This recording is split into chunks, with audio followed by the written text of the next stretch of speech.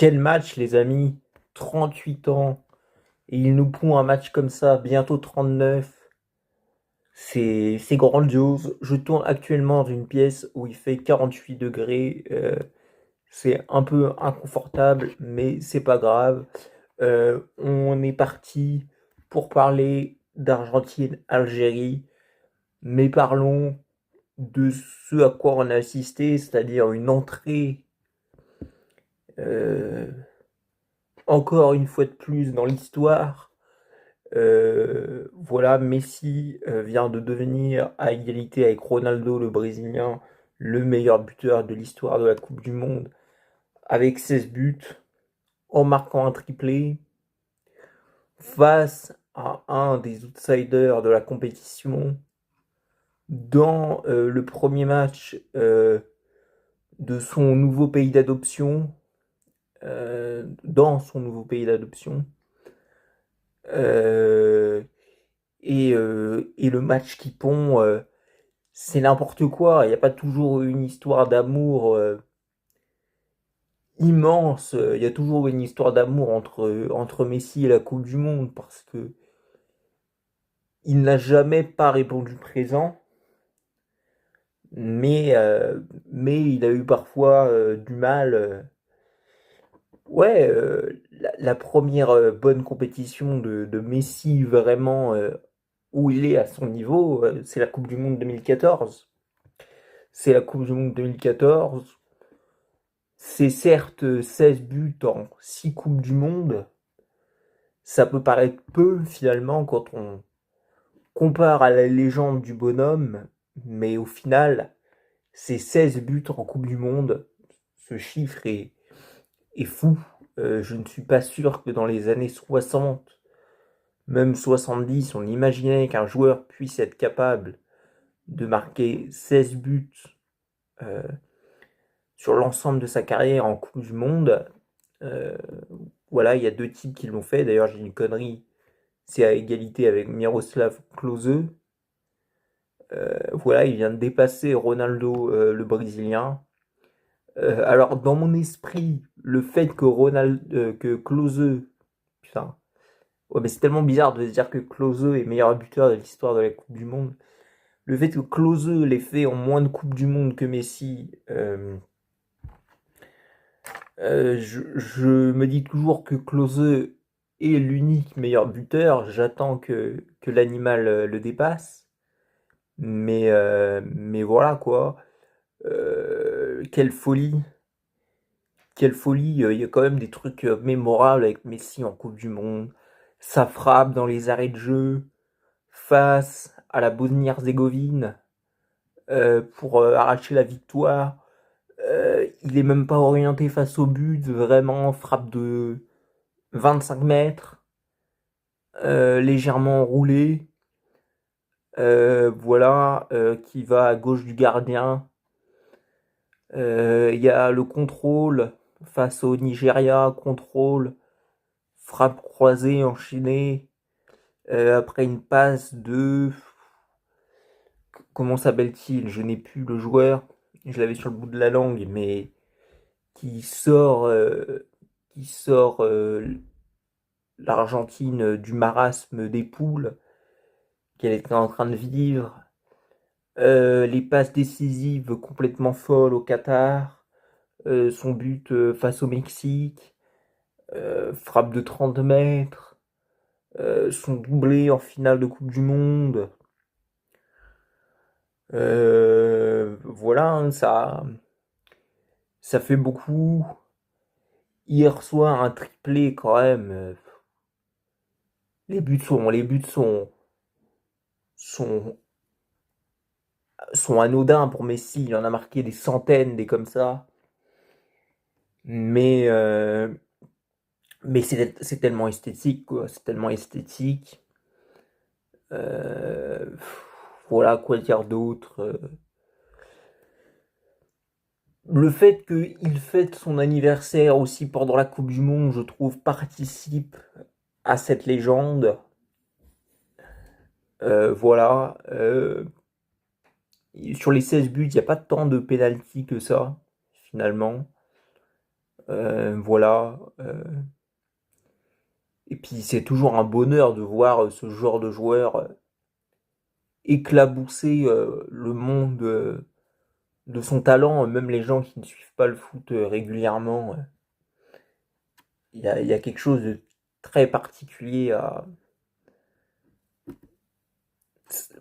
regarder en fait. Enfin, il y a quelque chose de très particulier à observer les gens qui ne regardent pas le foot, découvrir Messi. C'est un truc que j'ai pu observer et qui est incroyable. Il y a une sorte d'illumination, presque de découverte scientifique, voilà, quelque part. Et donc voilà, quelle légèreté sur le terrain, finalement, dans ces matchs si importants de Coupe du Monde, et encore hier soir, euh, son match, c'est du grand art, c'est tout est calculé, je crois qu'il n'a pas loupé une passe, il a passé tous ses dribbles, il marque un triplé, dans un rôle de 9,5, 9,5 qui redescend 8, quand l'Argentine a du mal à se porter vers l'avant. Et c'est un truc qui fait déjà cette saison à l'Inter Miami. Euh, donc, euh, donc voilà, il réinvente encore son jeu, voilà, avec cette position hybride. Euh, et c'est fou, quoi. Il a 38 ans, bientôt 39. J'ai l'impression qu'il n'a jamais été aussi intelligent dans son jeu. Euh, voilà, j'ai l'impression qu'il a modifié encore un peu son contrôle de balle. C'est quand même fou de le faire à 38 ans, de se réinventer à ce point. Euh, et, euh, et ouais, la lutte pour être le meilleur buteur de l'histoire de la Coupe du Monde à la fin de cette Coupe du Monde va être féroce. Entre Kylian Mbappé, mais il faut pas oublier Harry Kane, qui fait une saison de grand fou, qui a marqué un doublé et qui a un groupe quand même très très abordable pour marquer pas mal de buts, puisqu'il affrontera le Panama et le Ghana, si je dis pas de bêtises. Donc voilà, et pour parler du match de la Pulga, euh, ouais, ouais, j'ai l'impression qu'il a encore, ouais, encore gagné voilà, il est encore plus délié qu'avant. euh, et c'est un bonheur à regarder, quoi. C'est une folie. Pour parler de ses buts, euh,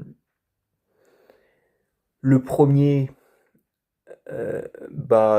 super passe de Paul, super contrôle, voilà, tout de suite, il voit qu'il n'a pas de solution de passe.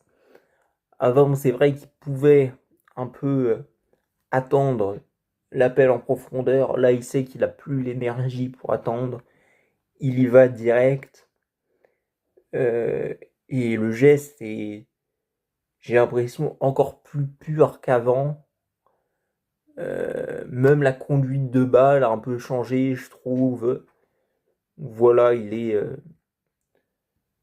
peut-être un peu plus vers l'avant, ce qui lui permet quand même de, de limiter les courses à haute intensité. Et je trouve que ouais, ça lui permet de gérer son énergie, un peu comme un tennisman en fin de carrière. Et ok, il y a la boulette de Zidane, mais, mais la balle flotte et il le fait tellement bien ce geste, quoi. Voilà, frappe pure, un peu enroulée. Voilà, côté gardien, je suis pas sûr que c'est tout à fait là qu'il veuille la mettre. Mais En tout cas, l'effet donné est celui qui veut faire au départ. Et, et le but est incroyable parce que la prise de balle et la conduite sont complètement folles. Voilà, on n'a jamais vu un joueur avoir une conduite de balle aussi courte. Le deuxième but, il n'y a pas grand-chose à commenter, si ce n'est que c'est une caresse dans des cheveux. C'est c'est un but complètement esthétique. Voilà. Et le troisième, c'est un 1-2. euh, Après une passe encore magnifique qui donne. Je sais plus à qui, mais, euh, mais ouais, la prise de balle est folle. L'enchaînement assez direct avec la frappe. Et, euh, et ouais, encore une fois, il arrive à mettre de l'effet. Euh, voilà, il est légèrement en appui arrière et du coup, ça donne une vitesse au ballon qui est absolument folle. Et ça fait presque ces trois buts une compilation, si tu regardes que les trois buts, de la carrière de Messi. Voilà. Je sais pas si je l'ai dit, j'ai l'impression qu'il a pas loupé une passe. J'ai l'impression qu'il a réussi tous ses dribbles. Je l'ai déjà dit. Voilà. C'est complètement fou. Euh, Quel joueur. Et je pense qu'on n'est pas au bout d'une surprise. Je sais pas où va aller l'Argentine. Je les vois bien se faire éliminer avant les demi-finales potentiellement. Mais je pense que par contre, Messi va encore nous offrir des trucs. Et ça, c'est absolument génial. Euh, c'est un cadeau de la vie de pouvoir voir ce joueur exercer encore. Voilà, c'est trop cool.